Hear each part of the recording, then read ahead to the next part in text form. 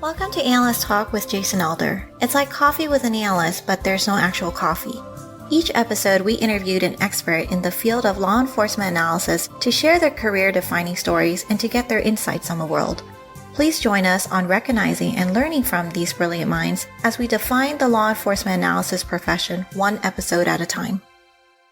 Thank you for joining me. I hope many aspects of your life are progressing. My name is Jason Elder, and today our guest has 13 years of law enforcement analysis experience, all of which as an FBI analyst and FBI supervisory intelligence analyst. He has extensive experience in conducting all source analysis that drive decision-making and strategic development.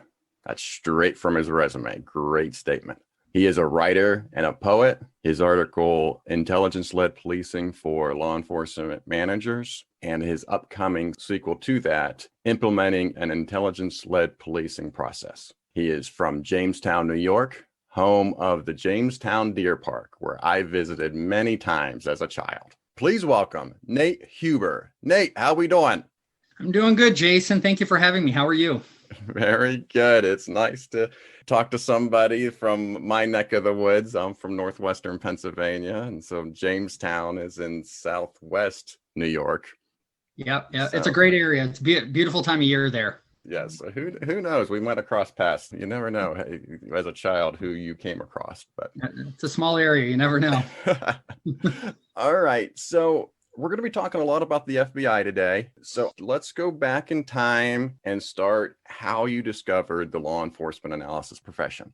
Yeah. So, it seems to go back a while. So 13 years ago, I should say 15 years ago, I joined Mercyhurst College as a graduate student in their applied intelligence program. I was doing research on, national security type jobs and how to get into the FBI, because before I even went to Mercyhurst College, I knew I wanted to be in the FBI. But what was the best route to get there? So after doing research, I saw that Mercyhurst College had an applied intelligence program that was developed by a former special agent, Bob Heibel. So I applied and it was accepted. 2-year program from 2006 to 2008. And during the time in grad school, you could concentrate in national security analysis, law enforcement analysis, or corporate private sector business intelligence analysis. And for me, I kind of took the national security route because with the FBI, there's a lot of overlap, right? With national security and law enforcement because it's a dual-headed organization. We're an intelligence organization as well as a law enforcement organization. So I got the best of both worlds, law enforcement analysis and national security analysis while in grad school. And so that's really how I got involved in analysis in grad school, doing open source type analysis, actually writing finished intelligence products in graduate school for real world customers. We had written a product as a team. My team wrote a product for the Netherlands National Coordinator for Counterterrorism on how jihadists were using YouTube. And I mean, this was back in 2008. So look how much that has expanded since then. That led right into joining the FBI right out of grad school. I think that's interesting that you went straight from graduate school into the FBI. So I'll give you a chance there to plug Mercyhurst, which is in northwestern Pennsylvania. Just how did Mercyhurst prepare you for the job with the FBI? Absolutely. So Mercyhurst, if there's anybody out there who is looking at Mercyhurst College and specifically the Applied Intelligence program, I can say it is a great program. The instructors, when I went through, the professors, and still, because I still try to keep up to date on how the program is doing, they're all worked in the intelligence community or the foreign policy realm or the corporate realm. And so they bring that real world expertise with them into the classroom. So not only did I learn how to do analysis. Some people are like, well, you just learned how to do analysis. There's a lot more to it than that. It's writing a certain way, it's briefing or presenting a certain way so that your decision maker or your customer, whoever you're briefing or providing your written product to, can walk away with the most important points and the most objective analysis. So they taught us how to conduct objective analysis, how to do techniques, structured analytic techniques are called. That's where my first introduction to those were, to really dive dive down into answering a specific question and making sure that you are free of biases and mindsets and providing the most objective analysis possible, as well as providing other information. We had a lot of classes in foreign policy and national security and international relations and how that interdependence, the globalization of the economy and interconnectedness of countries works in the national security and law enforcement realm. So they really set us up for success, giving us that good base for going out into the real world. Even before I graduated, the FBI at the time, this was in 2008, early 2008, they were really looking to expand their intelligence analysis program, that job role. It really spiked after 9/11. The FBI knew that it really needed to become proactive. Not to say that they weren't proactive before, but to really try to get ahead of the threat issues. So they bolstered their intel analysis program, and they were reaching out to try to find recruits. And Mercyhurst has a phenomenal career services office, and they would constantly be forwarding out to their students, this career opportunity is opening, this career opportunity is opening, this is what you do to apply. And for me, the FBI specifically reached out to Mercyhurst and said we were looking for intelligence analyst recruits. And so the career services person emailed the student and said, if you're interested in this, please send me your resume and we will forward it to the FBI. So I did. And a few months later, I got a call from the FBI saying, hey, would you like to come do an interview with us? And so that's how it started. So take us back to that moment then. You're going through the process of becoming an FBI analyst straight out of graduate school. What were you most worried about? What did you think was going to be the biggest obstacle for you? Sure. It was my first major job because I went from undergraduate school to graduate school to a career. And my biggest concern was, could I actually do this job? I am going for a position with the premier law enforcement and domestic intelligence agency in the world. And my concern was, am I going to be up to the challenge of actually doing this? It was very surreal. You see all the Hollywood hype, the shows, the movies, FBI agents, and all the NCISs out there right now, and the different things. And even though I kind of got an understanding of what that work would really be like, it's not necessarily like Hollywood. It's still very intimidating because you're like, okay, my first career, it's probably going to be at the FBI. Am I going to be able to make it through the process? Am I going to be able to do a good job? Am I going to be able to actually apply what I've learned to the position? So I think that was my biggest concern at the time. Okay. And then it was a panel interview or a set of panel interviews and then polygraphs. How does the process go from there? Yep. So I submitted my resume. They called me back. Hey, can you come do an interview? It was in DC at the time. So my new wife and I got married during grad school. We drove down to DC. It was a panel interview, two interviewers, I should say, at the time. And they just asked me a series of questions. I was in a small office, and it was intimidating, but exciting at the same time because I was walking into FBI space for the first time. I had never been in FBI space before, really, in a serious fashion. And it was intimidating, nerve-wracking, and exciting and fun all at the same time.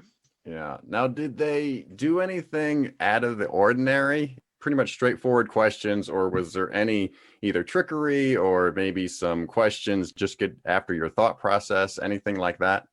So in the panel interview, no, it was straightforward questions. They had a standard set of questions they asked. I didn't feel like there was any gotcha questions or, we're looking to sink you, right? They wanted good people. So good people who had the background. And so they provided questions that could help them understand my background. I actually walked out of that interview feeling pretty good. I felt confident after walking out of there. I thought I answered their questions well. So the panel interview, it was a set of standard questions. And then, as you said before, after the interview, you get an email basically saying, hey, you pass the interview, and then schedule a polygraph. When you're going through the process, you process out of a specific field office, the closest field office to where you live. And at the time I lived in Erie, Pennsylvania. So the closest field office was Pittsburgh. So that's where I had my polygraph. And I'll tell you, polygraph is intense. It's intimidating. We've never had one before. They ask you a lot of questions. I can't go into detail, obviously. It definitely is an interesting experience. Yeah. And I've had polygraphs before for jobs, and it's interesting because there's certain ones at least what I was asked was, have you ever tried to overthrow your government type questions? Yeah. That one, not much thought process, but Correct. then they get down to like some of the personal decisions you've made in your life, like how many times did you underage drink, or how many times did you do petty theft, or how many times did you lie to your boss. So it is nerve-wracking as you're trying to think of all this stuff and try to answer the question as honestly as possible. Yeah, absolutely. And then when you're done, it's a several hour process. When you're done, you're like, because they won't necessarily give you a clear cut. They won't give you a clear cut answer on how you did. Yeah. So you walk out of there and you're like, oh, I don't even know how that went. What just happened for the past few hours. And so you're kind of in a state of flux or questioning yourself until you finally get the email or the phone call saying you passed your polygraph. You get the conditional offer of employment. And then the background investigation into you begins. So yeah, you're kind of like in a state of flux until that point. And even filling out that background check, man, I moved around a lot as a kid. So it was a painstaking process for me filling out some of these background checks, because you had to not only put every address you ever lived, you had to list a person that knew you while you lived there. And they really didn't want you to list the same person at each and every address. That was nerve-wracking for me, as going back 10, 15 years, 15 to 25 range. It was really nerve-wracking to go through all that detail and find people that knew me at certain addresses. Absolutely. I remember going through that. Luckily, I didn't do a lot of travel or anything growing up. So I did live in a couple different locations during the time period they request. And so, yeah, trying to go back and find a neighbor or a friend or somebody you knew. They interviewed all my friends from college. They interviewed some of my neighbors. People were letting me know, hey, an investigator just stopped by asking about you. And I was like, okay, that's okay. It's normal. Don't get freaked out. But yeah, they go back. And I've met people who have gotten into the FBI and other organizations who have had a lot more extensive travel, some foreign travel and things. So their everybody's background investigation could look different. And theirs was much more extensive, just because of the travel and where you lived and what you did, than mine. So the process can take quite a while, but I'll tell you, once it's done and you get that start date, it's awesome. It's an amazing feeling. Yeah, I had a guy I knew in my Baltimore days. He was filling out a background check. His mom filled out his birth certificate incorrectly. Oh. I think she put first name or something literally as the first name.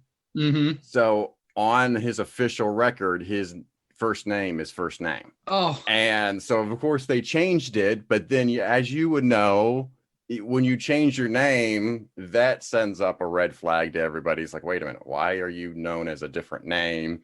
And the series of questions, his background took longer just for that particular issue. Yeah, absolutely. Something like that. I mean, they'll have to ask you a set of questions. Why did you change it? What happened? And it can prolong the process. It may not, but it can. Yeah. So yeah, those kind of things. I mean, they're definitely thorough. Once you are hired, do you go to school, or is it from there you're on the job and get on the job training? Sure.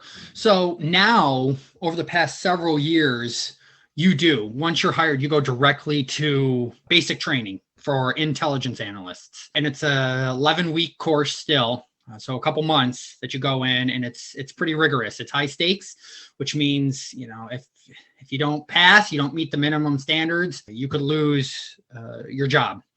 So, but when I went through back in 2008, I actually joined the FBI, didn't go right to training. I actually started at headquarters. So I got assigned my unit, my start date, and walked into headquarters, which was surreal, the J. Edgar Hoover building in downtown Washington, D.C. Mm-hmm. And met one of my mentors, senior IAs, who brought me to the unit. And I worked there for a couple months, learning the basics, learning different databases, how things worked, policies, processes. And then in December of 2008, I went to the basic training course. And back then it was not high stakes. So, I mean, you had to do something egregious to get kicked out, but you didn't necessarily fail out that you can now. So it was still, I can't remember the exact time frame. I think it was still around the 2-month mark. And also I was still newly married within a couple years. We had a newborn baby. So luckily I was able to drive down to class back and forth each day. Now it's a full residential program. You have to stay at the academy. Okay.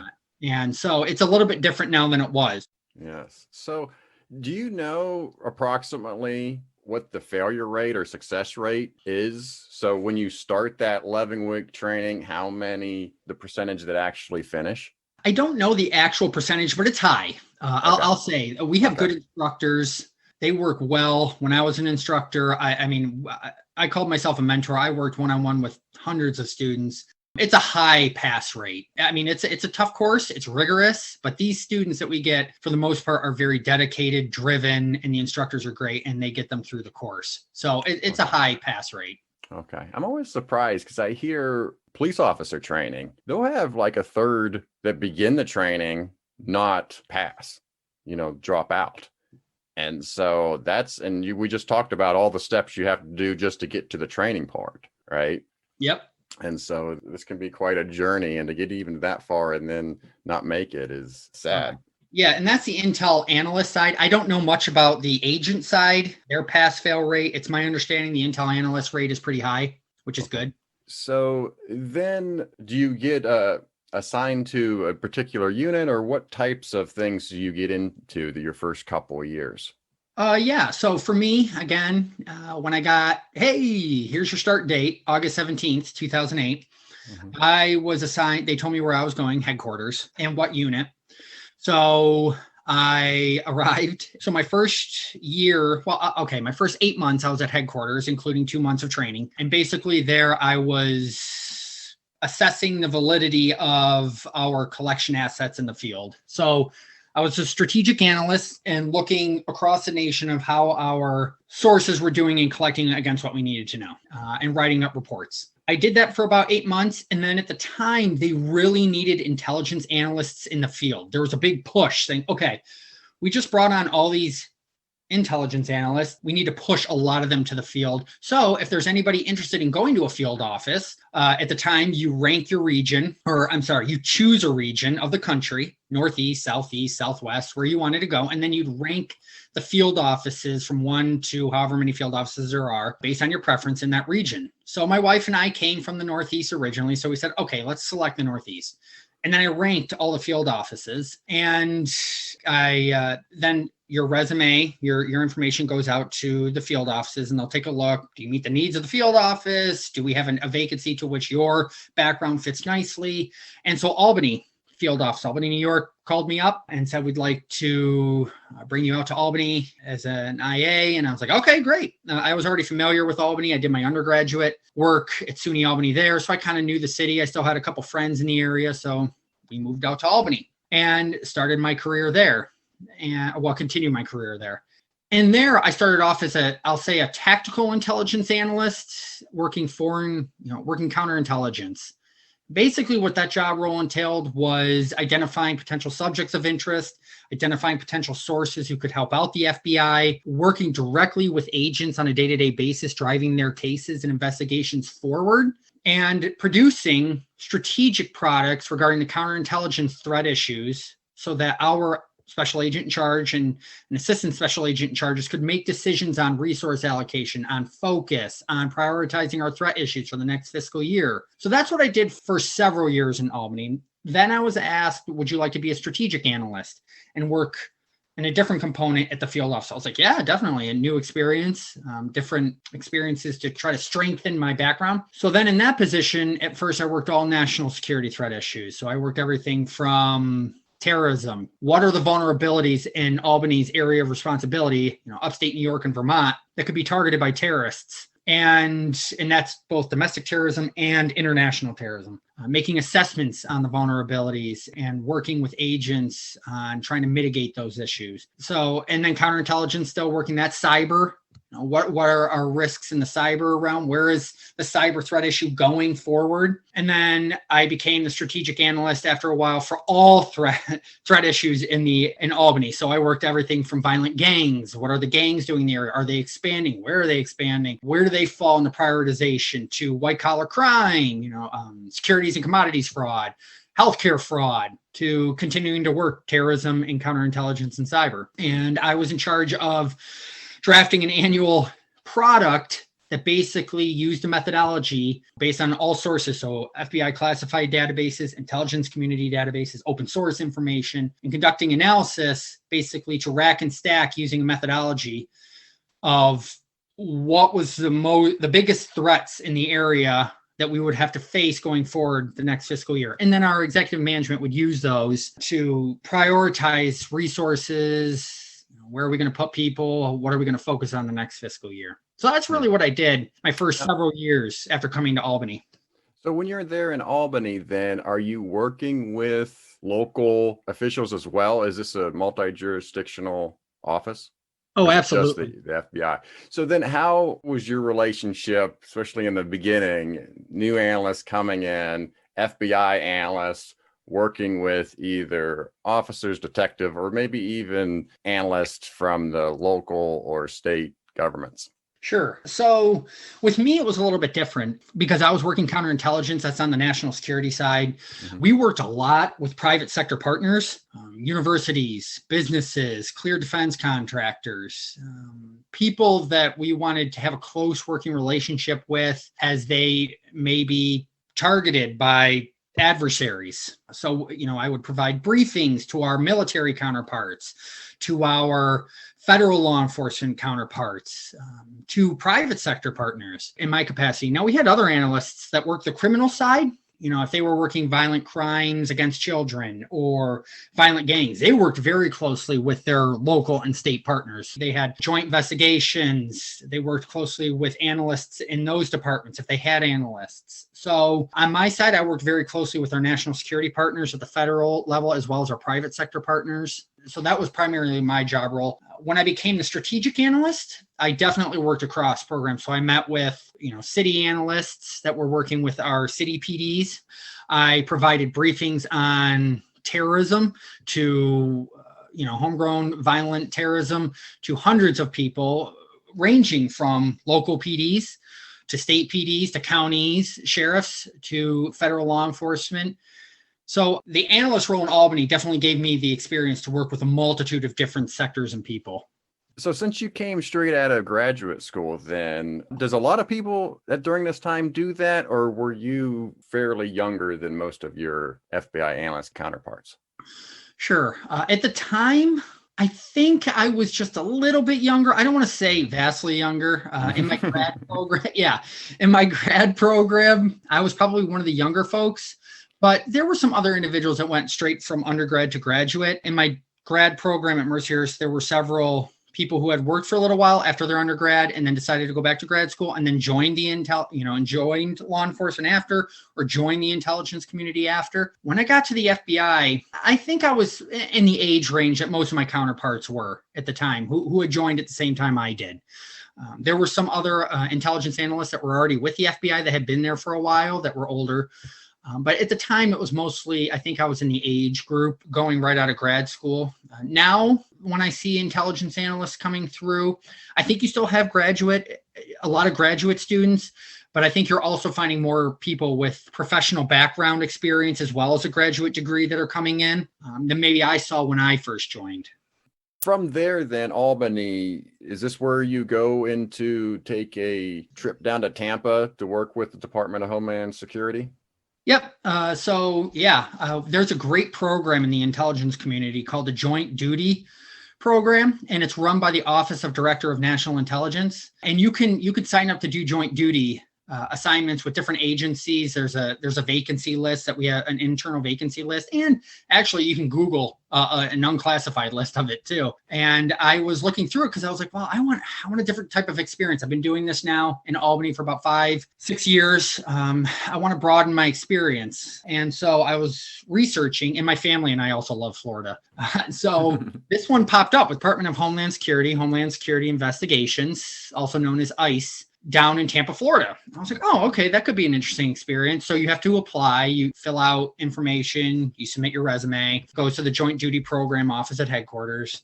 They'll send it to that agency. They'll review it and be like, yeah, okay, he has some good experience. Let's bring him down. So I did that. You have to do it for 12 months, at least. Sometimes it can be expanded to 2 years. I did mine for 12 months, March 2014 to March 2015. And I was still an FBI employee, just detailed Department of Homeland Security in Tampa, Florida. And there I worked everything. I was a strategic analyst still. So I worked a different set of issues a little bit, but there's a lot of overlap. Terrorism risks to the maritime sector. Obviously, Central and Northern Florida is what that Homeland Security Investigations Office covered. So there's a lot of ports. So I did an assessment on that. I did an assessment on drug smuggling, human smuggling in the area. Where are they coming from? What are the vulnerabilities? And these products that I wrote would not only inform that DHS management, but in DHS, there are many different types of agencies out there. So when my intelligence products would be disseminated, they go to all of them. So they go to CBP, they go to Coast Guard, Secret Service, anybody under that DHS umbrella. So I thought that was a great experience. I met some cool people. I even brought over an analyst from the local FBI field office to meet her counterpart at DHS so that they could build a rapport. So it was a good experience. And when you do that, you get what's called Joint Duty Certified, which can then, it's considered a developmental experience. It can help you get promoted down the road and build out your resume. So it was good. Yes. If my kids listen to this, every time you say joint duty, they're going to snicker. Oh, probably. From Wreck-It Ralph, the movie, they really like that. So yeah, Joint Duty Certified is fantastic. Yes.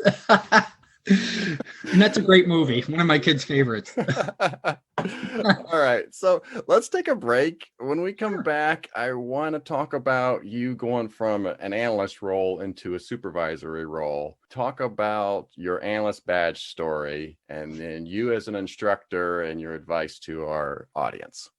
Sounds good. You're listening to Analyst Talk with Jason Elder. We'll be right back.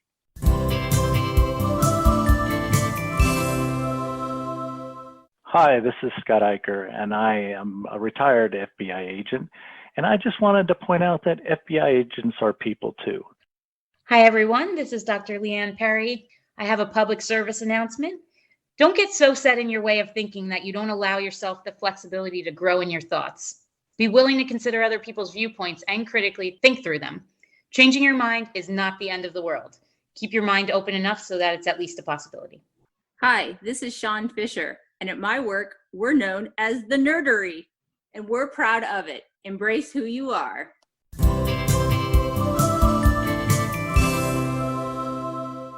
Welcome back, Nate. I want to talk to you now about your transition from being an intelligence analyst with the FBI to then being in a supervisory role. So you leave Tampa and come back to New York. You were stationed in Buffalo there for a bit before going on to be a supervisor. Yeah, so I returned from Florida and I returned to Albany because that was my home office, and I was there until November 2015. And then I got a transfer to Buffalo as an intelligence analyst. Basically, real quick, it's called a collection management analyst, where we're assessing how the FBI is doing in collecting against what we don't know, our intelligence gaps, and making actionable recommendations on how to refocus or improve collection against those gaps. So I did that for about a year, but during that time, I really started exploring and feeling like I wanted to take the supervisor route, leadership route, lead a team of my own. And I felt as if I had that experience to be able to do that because I was in multiple different intelligence roles, analyst roles in Albany and then in Buffalo. And I wanted to impart some of my knowledge and experience onto junior analysts or senior analysts as a team. So while I was in Buffalo, we get postings that come out for vacancies that come up periodically. Now we have quarterly postings for supervisors. supervisor vacancies. And at the time, I saw a posting come out for a supervisory intelligence analyst at Quantico, an instructor. And I was like, I haven't done teaching yet in the Bureau, even though I've presented, I've briefed, I've mentored other analysts.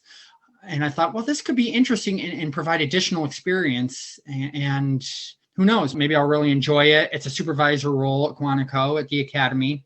So I put in for it, interviewed. They asked a set of standard questions for all SIA interviews, and I got it. And so my family and I moved to Quantico, Virginia in January 2017. That's when I started as a supervisor. And I'll tell you, as an instructor and a supervisor, that was probably my favorite role in the FBI. Teaching was so much fun. I taught hundreds of new tactical analytic recruits how to write analytically, how to brief analytically, critical thinking skills to check your mindsets and biases and ensure you're providing objective analysis, leadership skills. There's a specific course on leadership that we taught, and just mentored students one-on-one to get them through. Because again, these students, high stakes, they've got to be able to pass all the basics in order to graduate and become full FBI employees in the analytic field. So I really enjoyed that, especially the mentorship part, seeing these students grow over the course of their training and then graduate and see the new employee brightness in their eyes, sparkle in their eyes, and they're just ready to get out there and hit the ground running. That was great. What do you find that students or young analysts struggle with the most? I would say it's dependent on the analyst. It's dependent on the specific individual. So I had certain analysts who writing analytically. So for years, let me take a step back. For years, you're trained in school how to write narratively, how to write essays and term papers and research papers and stories, and they're narrative. But then when you become an intel analyst, we flip that on its head and we're saying, okay, you are now putting your bottom line up front right at the beginning.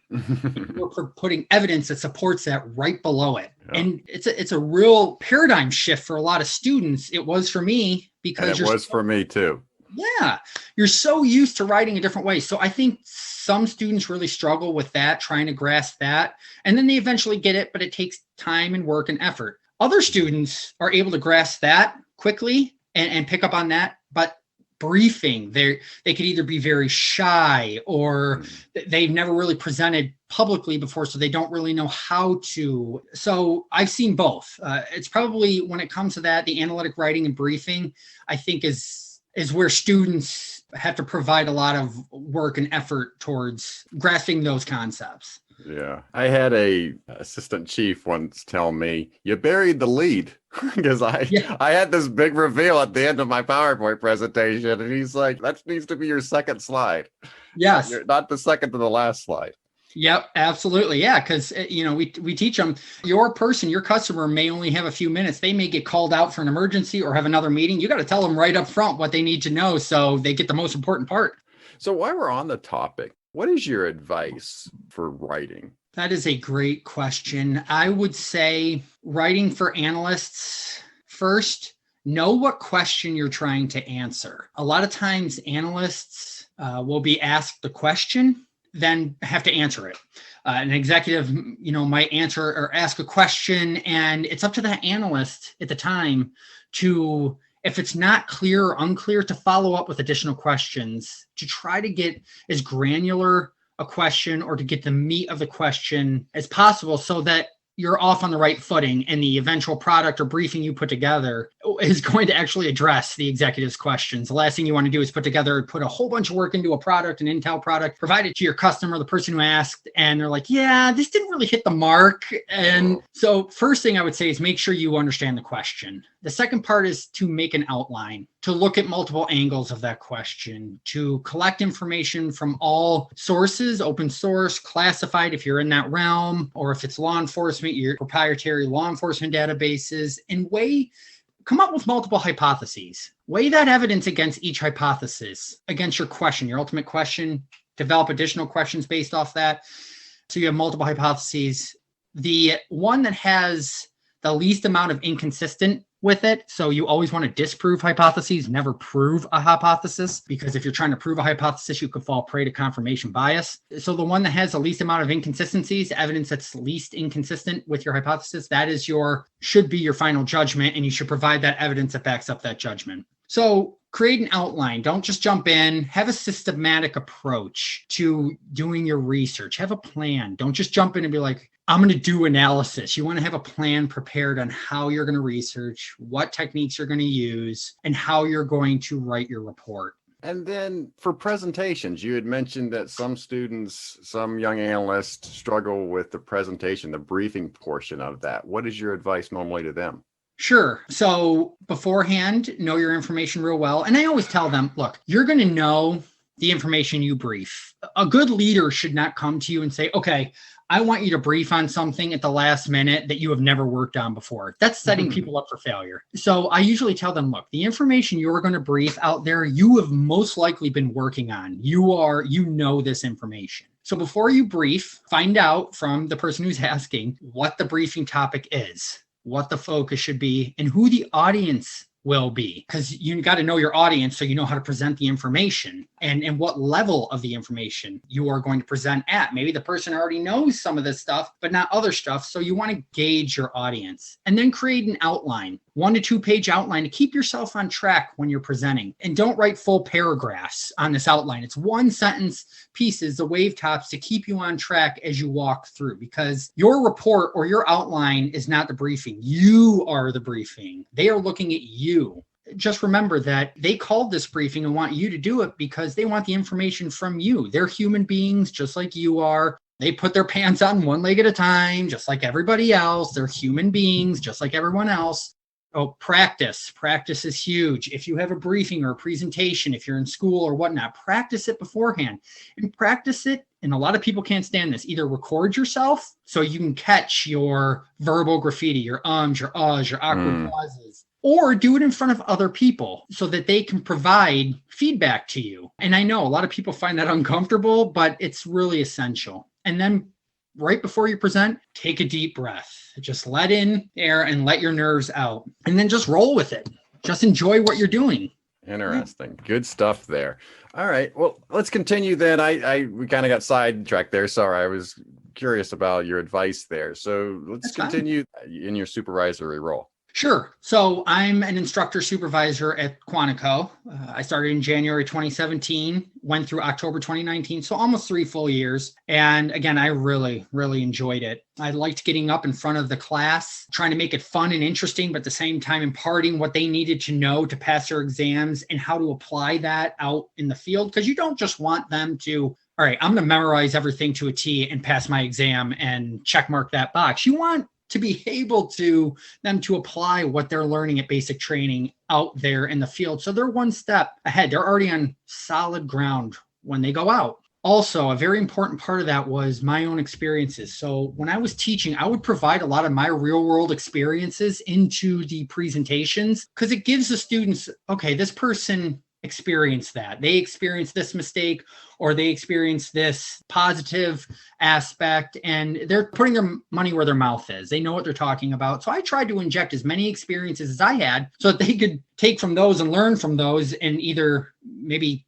do it similar, or if I failed, avoid that. Don't do the same thing I did. Okay. On what not to do. Don't be that analyst, right? Correct. Don't be that analyst. So I loved doing that. I had great instructor colleagues. One of my really good friends joined the team as a colleague, and we used to co-teach.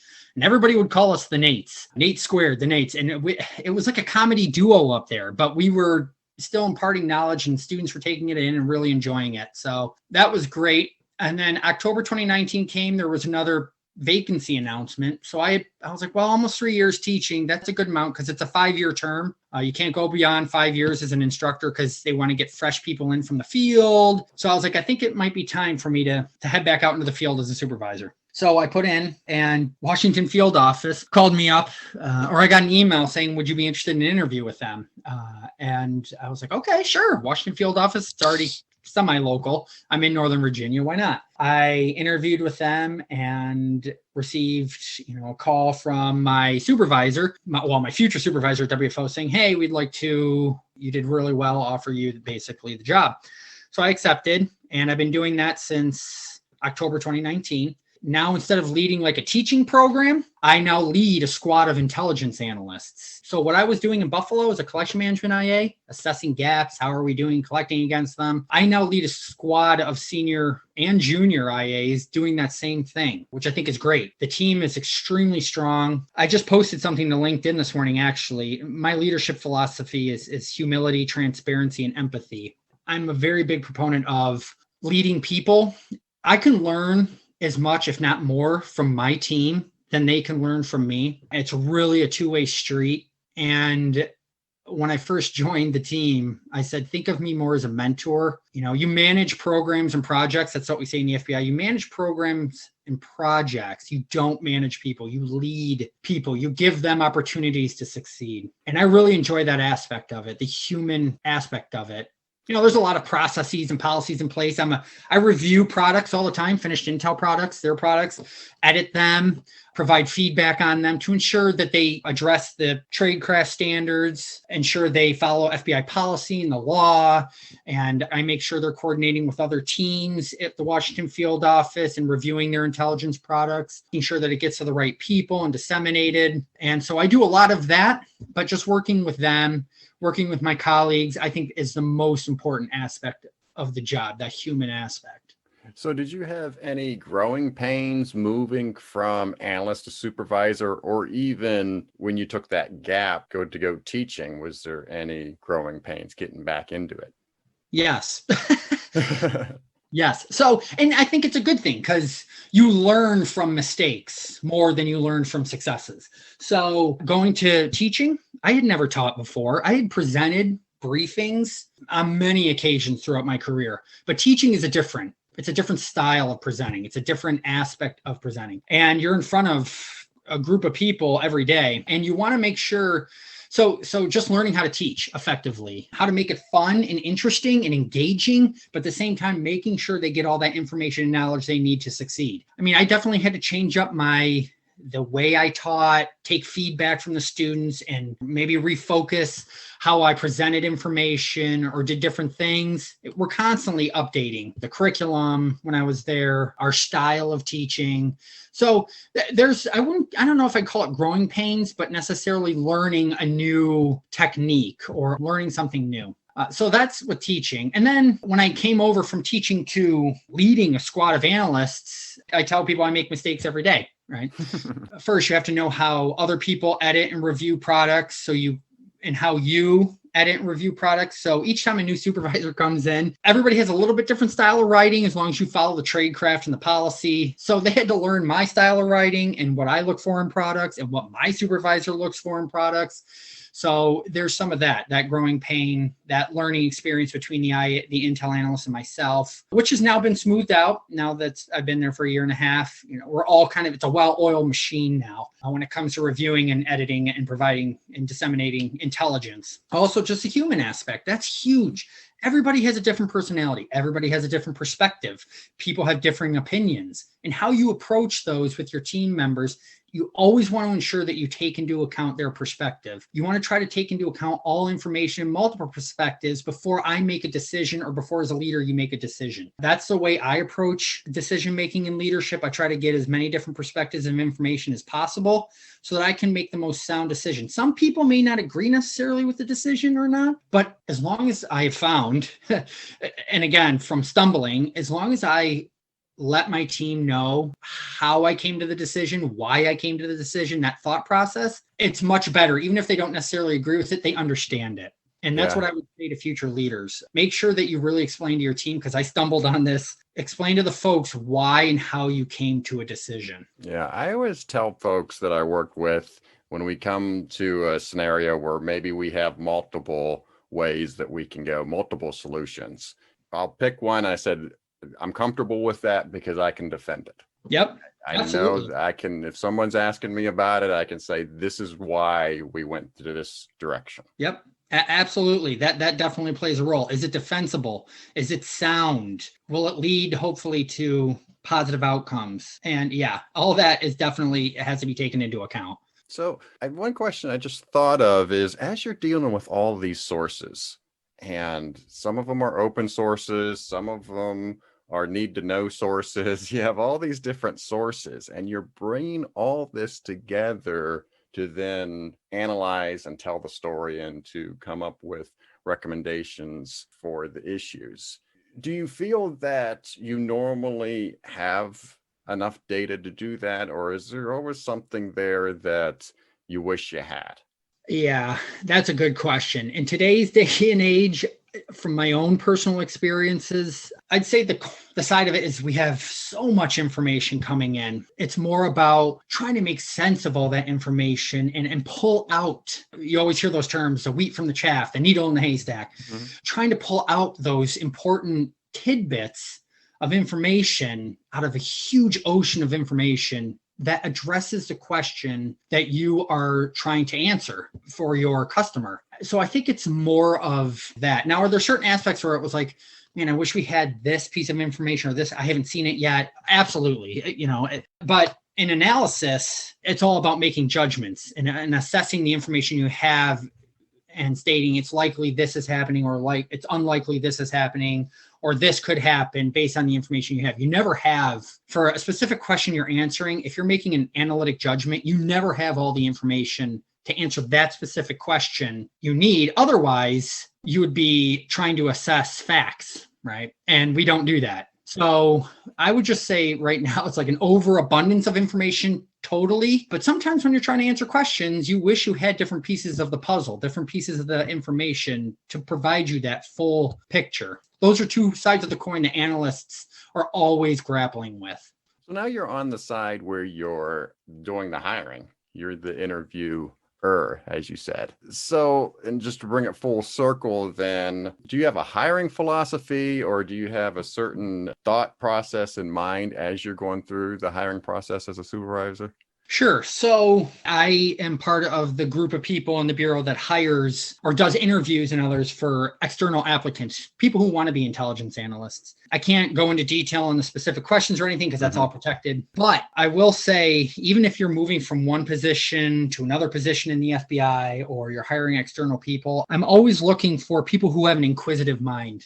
People who want to do that in-depth research, people who are always looking for answers to questions or asking questions. That is so huge. And something I always told my students as an instructor is, don't ever be afraid to ask questions. Ask a ton of questions. We should be questioning, I don't want to say questioning everything, but we should be asking questions constantly to try to get to the root cause or to try to find an answer to a problem set. So somebody who has an inquisitive mind, who likes putting puzzles together, who likes to conduct in-depth research, who wants to look for answers to questions, who asks questions, people who love their country. You don't join the FBI for money. You don't join the federal government for money. At least for me and people I've met, they're not like, I'm going to join the FBI so that I can make a ton of money. No, you join the FBI because you want to do something bigger than yourself. You want to give back to your community, your society. So people who have that kind of drive, I think, is extremely important. Team players is huge. I look for that in anyone, and I encourage this among my team.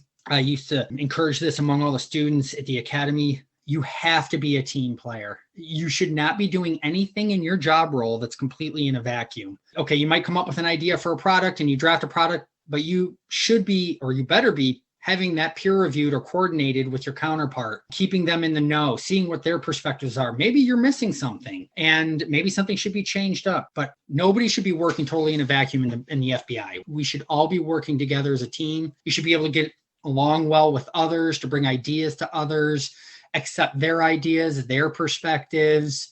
I think that's huge. Being a team player mindset is, I think, essential as an intelligence analyst. Because as you asked earlier, you might be working with local, state, federal, sometimes even international partners. You're going to be working with agents and other analysts and other FBI employees day in and day out. You've got to be able to work well with others to get the job done and to get the mission done. So I think those are the characteristics I look for, really.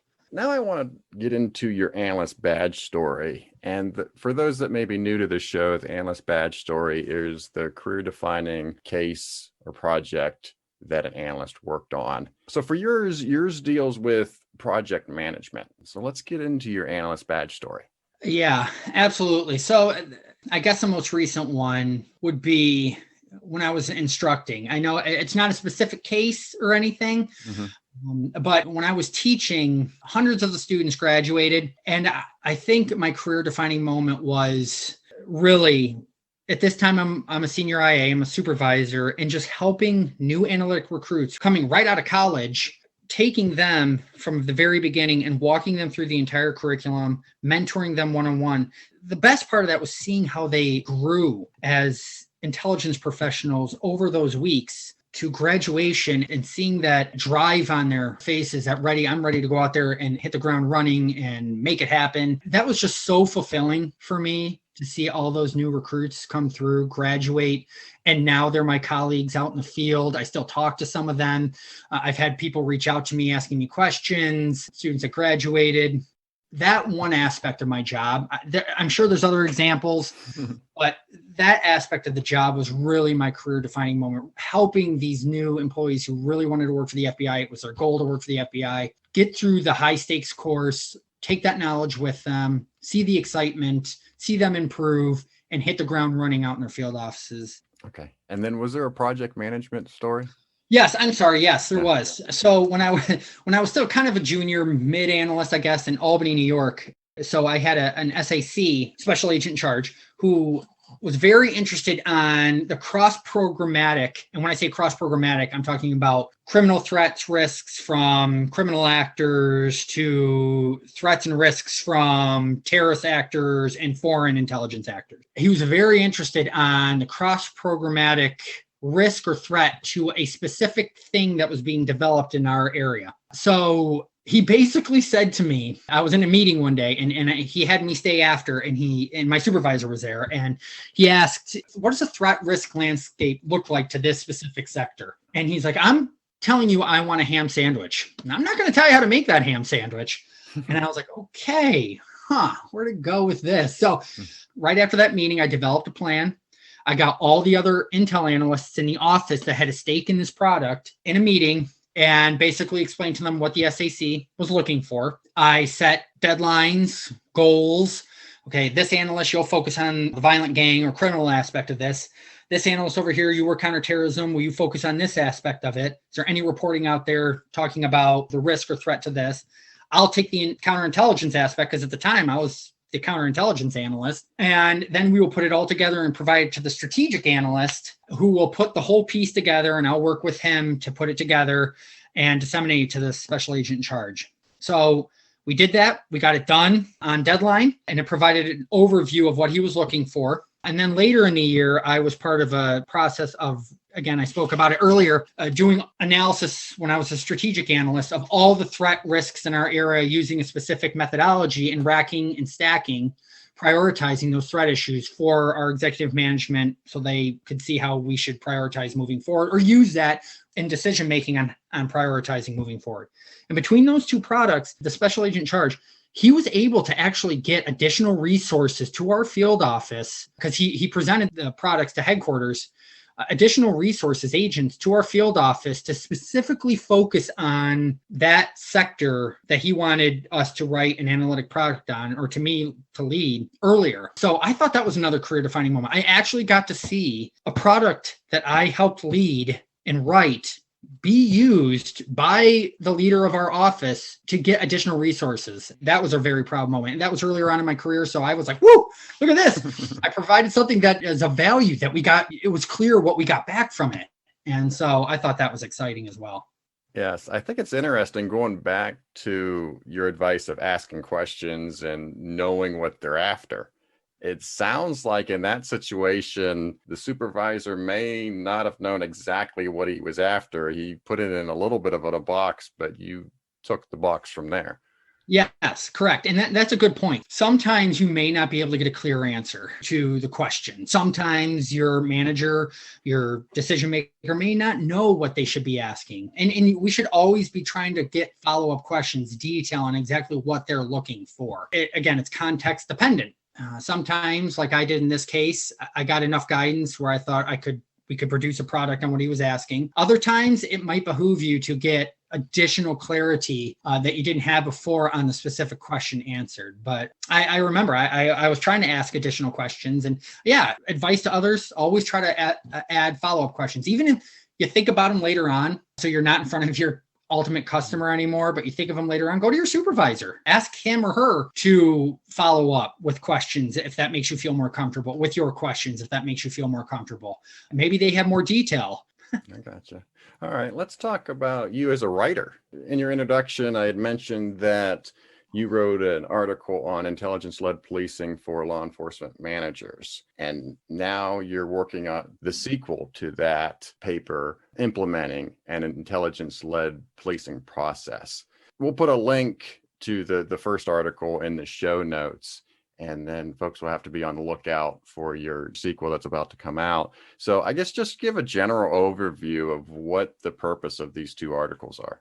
Absolutely. So at the time I wrote the first one, I was an instructor at the academy, and I was mostly teaching tactical analytic recruits. But I was also assisting another instructor on the National Academy side. And basically what the National Academy is, it's an FBI led program that's been going on for years and years and years. It's a great program. It's where we bring local, state, federal, and international law enforcement executives to the academy to take courses run by the FBI in conjunction with University of Virginia. And they can get master's level credit for these courses. So this other instructor had created a course on intelligence in law enforcement, on how it teaches the history of intelligence. It teaches how the FBI does intelligence and promotes ways of doing intelligence, primarily intelligence-led policing going forward. So I helped this instructor teach some of the courses because I found it interesting, fascinating. So in doing so, I recognized, in doing a little bit of research, there weren't a lot of intel-led policing training courses out there in the field. There were a couple colleges, there's a few colleges that provide it, but there wasn't anything across the board providing training on intel-led policing. So at the time I wrote the paper, I did different research from different individuals who had already written books or articles on the topic. And I really thought, I want to publish this in the FBI's Law Enforcement Bulletin, because I know it gets disseminated to departments all over the country. And I wanted to showcase the course that was being taught at the FBI, as well as showcase what intel-led policing is and their processes. And it was really meant for those, well, every department, but those who were in charge of their departments to see and be like, this intel-led policing, let's see what we can do with it. So I wrote that first one. It was published. Then after that first one was published, it was great. I got a few questions from different officers in different departments across the country asking follow-up questions. And I would respond to them. So I was like, you know what? I was like, maybe I'll write a follow-up one that goes into more detail from my personal perspective on how intel-led policing can be implemented. And again, my personal experience is from my FBI experience. And I think the FBI has come and done a really good job of implementing an intelligence program. So I wrote up the second article, basically focusing on implementing an intelligence-led policing process, where I go into more detail granular on the process departments can possibly use if they see fit to implement an intelligence-led policing program in their departments, and maybe give them a framework to which to work with. Again, intel-led policing is not a one-fit-all. Each department is going to have to determine how it's going to work for their department. Each department has a different size and priorities and things like that, but it's more of a framework. And I believe intel-led policing can be implemented anywhere, because it's, again, I keep using the word framework. It's not a strict, you got to do this. It's a concept to which I think can be applicable to any department. And so that's what I tried to do in the second article. It's currently going through the editing process at the FBI, and hopefully it'll be published soon. I don't have the exact date yet. I'm curious, the intelligence-led policing, when you go over the definition and the concept, I think some people will say, well, yeah, that's kind of common sense. Why aren't we doing this? I find it interesting because there's articles and teachings and all that on this topic. So that tells me it's not necessarily implemented everywhere, and that there is a little bit of pushback to implementing intelligence-led policing. Yeah. So I think from my experience and in my opinion, I think one of the reasons for it is just an unknown of what intelligence really is. People think of intelligence as we just collected information from this individual or source. We got actionable intelligence, and that's not necessarily true. Intelligence really is processing all the information you're getting in to answer a specific question to get to the root cause of, to help decision makers make a decision, an objective decision to improve decision making, I say. I don't think everybody kind of thinks of intelligence in that way, and nor do they then know how to take the next step in implementing that. How do I implement that? And so again, what processes do you put in place to, first you got to define the intelligence, know what it means, and then what processes do you put in place to implement a program like that where you focused on intel-led policing. Basically, it's focused on how are you going to prioritize your threat issues, the risks that you're looking at. Every department has limited resources, but a lot of things they got to focus on, right? So how do you, what do you know what to focus on? And that's really what intel-led policing is supposed to do. It's supposed to focus your efforts. You're supposed to use intelligence collection and analysis to inform your chiefs of police or your executives, what our priorities should be going forward. And then I think the third aspect is people don't necessarily know how to implement that. What is that supposed to look like? Do you set up meetings? Do you hire an analyst to bring together this information? Do your officers become collectors in the field? How does that look? So I think there's a lot of that going on, like the definition, how do we implement it? What does implementation look like? And then how do you know if it's effective? Like what's the impact? How do you create measures to show intel-led policing as being effective? So I think there's a lot of that goes into play. And I think learning intel-led policing, the concepts behind it, how to use the framework and apply it, I think are essential. Once people learn how to do that, they see how it works from other agencies. I think it will make them easier to implement programs and processes in their own office and be able to drive that forward. Just as a side note, there's a lot of different policing frameworks out there. There's community-oriented policing, problem-oriented policing, intel-led policing. I think from the research I've done and seen that community-oriented policing and problem-oriented policing go right in to intel-led policing, because community-oriented policing is working with your community to help make it a better place, to engage with your community, to help them. And it's a two-way street. They will provide you with information on things going on in their community that need to be looked at. And at the same time, you're providing them a service, you're giving back. And problem-oriented policing is you're really looking at what is causing the root problems in that community and how do we stop those from happening so we can reduce crime. That fits right in with intel-led policing. That is part of how you prioritize what you're going to work on. So I think it all fits together under an intel-led policing framework. Yeah, so they're not mutually exclusive. Correct. I got you. So you're also working on an article, like a what if scenario for weapons of mass destruction. Yes. So in my personal time, so those intel-led policing articles I wrote on my professional time because I thought it fit right in with working with our partners. This paper, I was thinking on my own, and I wrote on my own personal time after hours because I thought it was an interesting topic. So it's basically the use of carfentanil as a weapon of mass destruction, a what if analysis. And I kept seeing, carfentanil and fentanyl used as cutting agents, these very, very potent drugs used as cutting agents in illicit narcotics. And the effect it has on people is overwhelming. But then I wanted to look at it. Okay, carfentanil is so much more potent than morphine or fentanyl. Just a tiny bit touching you could have extremely negative adverse effects on a person's health. So I wanted to take it in a different angle. And so what I did was, I was like, okay, I'm going to use the structured analytic technique of what if analysis. So what if an attack occurred using carfentanil as the attack vector, right? And so then I looked at different scenarios. So then you're walking it back. Okay, so the attack has happened. What could that look like? What could different attack scenarios look like? So you create a quadrant, like 4 different scenarios. So then you're walking it back. Okay, so the attack has happened. What could that look like? What could different attack scenarios look like? So you create a quadrant, like 4 different scenarios. So then you're walking it back. Okay, so the attack has happened. What could different attack scenarios look like? So you create a quadrant, like 4 boxes, and you'd say, okay, if the attack was carried out by a group of individuals who were highly trained, who were experienced chemists, and they attacked multiple targets, what would that look like? Or if you had a lone offender who didn't have much training, but got a hold of carfentanil, maybe off the dark web or some other location, and decided to hit a small area, what would that look like? Or scenarios in between those two. So you look at those, and that provides, okay, this is what each one would look like. And then you do the same exercise. You create a 4-quadrant, 4 boxes, and you look at, okay, for each scenario, what would be the indicators leading up to an attack using carfentanil and during an attack? What would law enforcement or the public see leading up to or during an attack that might suggest that carfentanil was used to attack a group of people or a organization or an entity or something like that?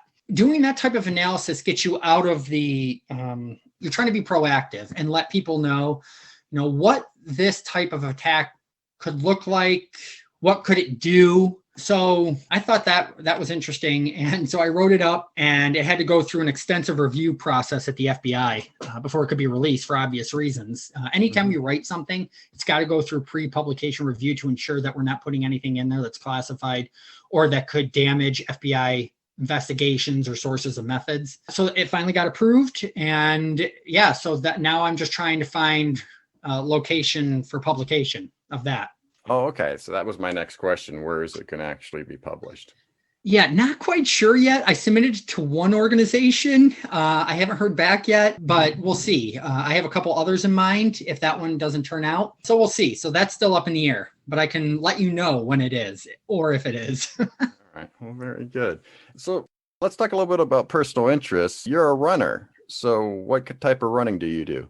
Yeah, absolutely. So for many years, I would run a few miles at a time, just trying to build up the longer distance endurance. And then for a time, I was a weightlifter / runner. So I did a lot more sprinting, which I would have to say, if you want to become a long distance runner as well, sprinting really helps with that. That can really build your endurance. And then, let's see, back when I was still in Albany, I really got into long distance running and just pushing myself to see how far I could go. So a couple of years ago, I haven't done, and I feel bad about this, and I really should. I haven't actually done an official marathon or the semi-marathon, but I really want to. I've run on my own. I've clocked my own time running. The furthest I've ran is 18 miles. I've ran 13 miles plus on several occasions.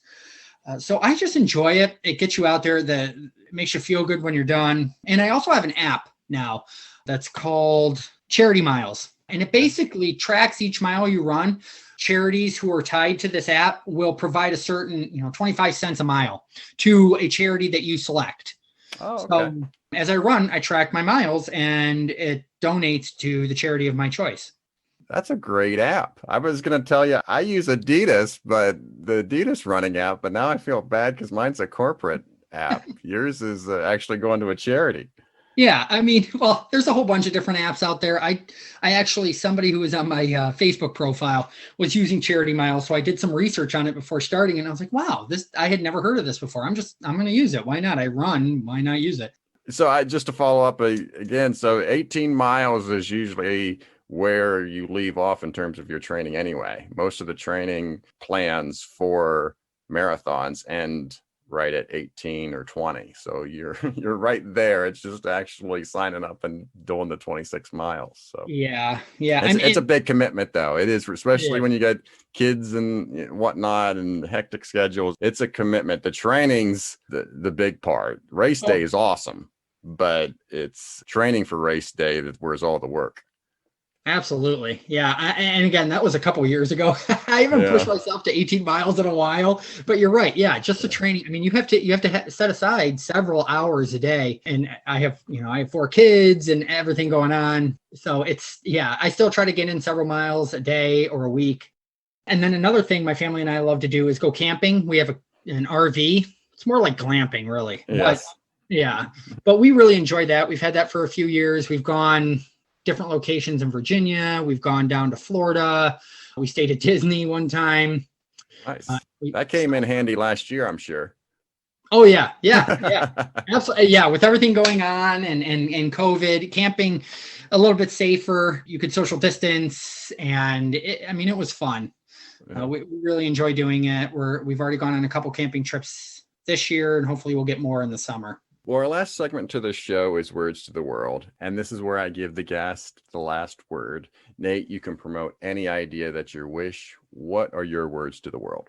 So I'm going to take some verbiage from the FBI because I think it's so essential and it's so important. It always hits home to me, especially after becoming a supervisor, is lead from where you stand. And basically what that means is that no matter what position you're in, whether you're just starting off in a career, whether you're a student, whether you're an executive, the CEO, the director, a supervisor, frontline supervisor like I am, basically is just leading from where you stand. Help other individuals around you, mentor them, learn from them, learn from their experiences, take into account multiple perspectives and opinions and evaluate that information. Be a humble leader, person. Try to empathize with other people and work with them. See the life through their eyes, I think is so huge. And I'll tell you, empathy, that all fits into leading from where you stand. Empathy is at least for me, is a lifelong learning process.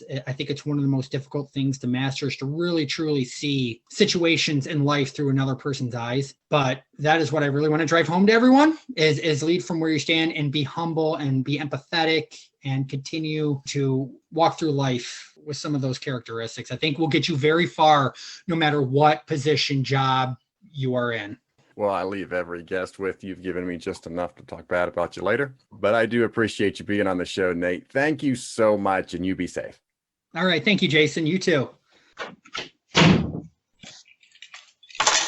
You didn't do the dishes? Well, no, I was busy doing other chores. But my completed chores is up 5 in the last 7 days. Yeah, but you're still down 13 over the last 28 days. Well, I see your shopping purchases is up 20% this month. My spending is still down year to date. In fact, my black shoe purchases are half of what they were this time last year. Well, thank goodness last year wasn't a normal year. Plus, I bought you new underwear, so your clothes purchases is up 40% this month compared to last month. Oh, wait, there were no clothes purchases the previous month, Miss Perfect. I didn't know you had the ability to divide by 0. You should be happy. Your temperature-led policing program has worked great in this house. I have not touched your precious thermostat in the last 6 months. Thank you for joining us today on Analyst Talk with Jason Elder. We hope you not only enjoyed the show, but also learned something new. For more information on our guests and information relating to today's topic, please visit our website at leapodcast.com. Special thanks to the Rough and Tumble for our theme song. For more of their music, you can visit their website at theroughandtumble.com. Also thanks to Kyle McMullen for our show logo. For more of his design, please visit his website at moderntype.com. The show is hosted, recorded, and edited by Jason Elder and written by me, Mindy. You can contact us both via the LEA Podcast website. Please join us again next time as we interview another expert in this great field.